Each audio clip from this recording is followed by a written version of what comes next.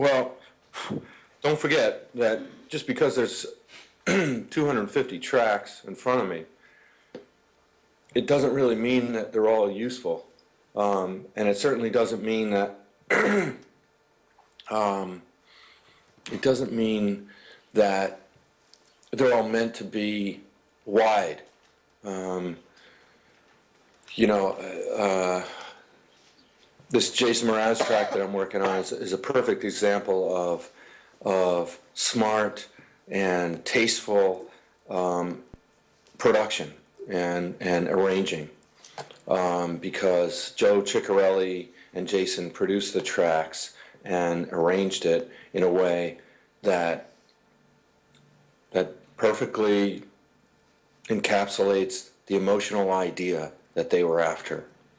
And so, as far as the stereo spectrum goes, I don't give a crap about that. I don't care how wide something sounds. It's all emotion. That's what it is. You know, I know that y'all are young enough to be listening to it and thinking, you know, that this width is something, or you know, that this is an amazing thing. But anybody who does this on a daily basis for their living is really just thinking about emotions and about the song.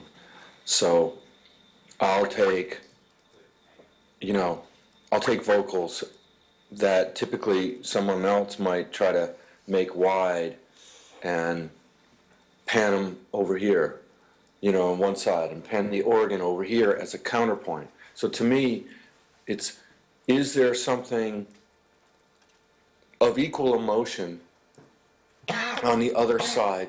So if I put the background vocal part that's sort of a, you know, a Jamaican, you know, island kind of,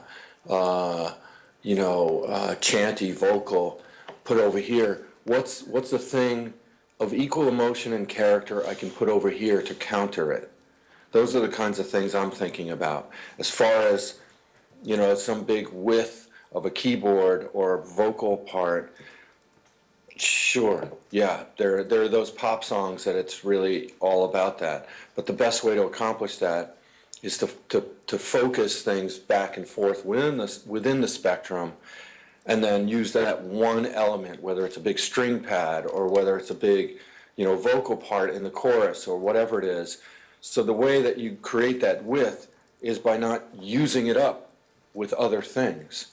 So if every element you have is panned wide, like, you know, like a piano isn't meant to be panned wide. It's just odd to me to hear like this giant width of a piano, because no one ever sticks their head inside a piano box. So, you know, you have to think about your placements based on individual characters and emotions happening in the song. And then, you know, where you do want this big wide thing to happen, use one element to do that or two elements to do that. And you can thread them throughout the song, so that in the B section there's one element that's big and wide, and then the chorus is another element that's big and wide. But throughout the song, everything gets threaded for its emotion and its counterpoint or its support alternately to some other emotion on either side, and of course up the middle. So I don't know if, again, that makes sense. You know, I don't know what level you all are at, so I don't know if you can think about things that way yet. That's great, thanks, Danny. Can I just ask a quick question about reverb? I was just wondering which kind of types of reverb you tend to use in the track, whether you have one large one, one small one on auxiliaries, or whether you use separate reverbs on separate tracks, or I guess, again, it depends on the are there any kind of golden rules?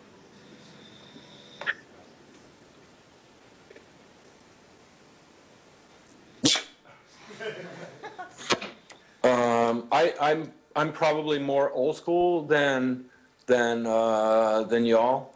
So you know, my first experiences in apprenticeship and training were with, with old school guys in New York who had no automation and had two EMT 140 plates to use. So of course I don't do that, but we I keep that concept going. So in other words, I've got a bank of auxes that are imported into my sessions, every session. So I'll have emulations of plates. Usually I use UAD stuff, EMT 250 emulation and an EMT 140. They make a couple really cool delay things, like analog tape delay things, like the Roland RE201 and the EP34, which are really cool and fun. So I'll use tape delay sounds and along with reverb sounds.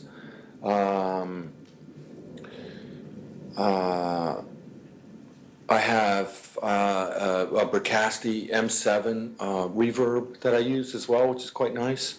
I have a couple Lexicon outboard reverb boxes.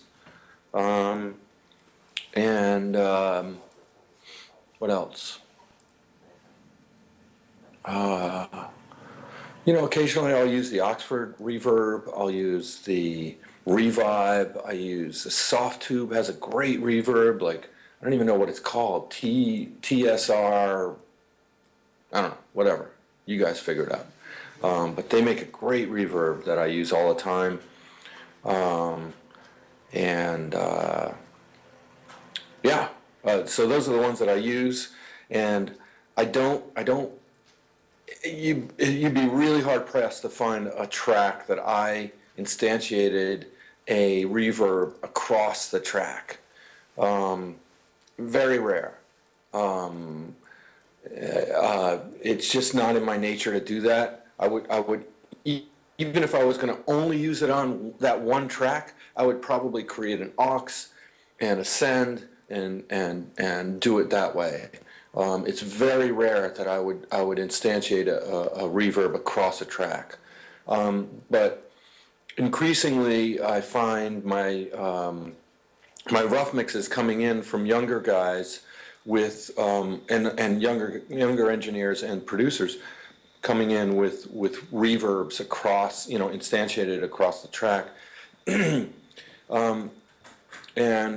in an effort not to deviate too far from where they are, I will occasionally leave that on or put my own reverb across that track in the same way to accomplish that.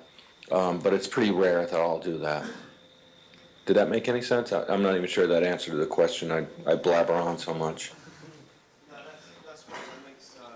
That makes a lot of sense. You kind of mentioned that based on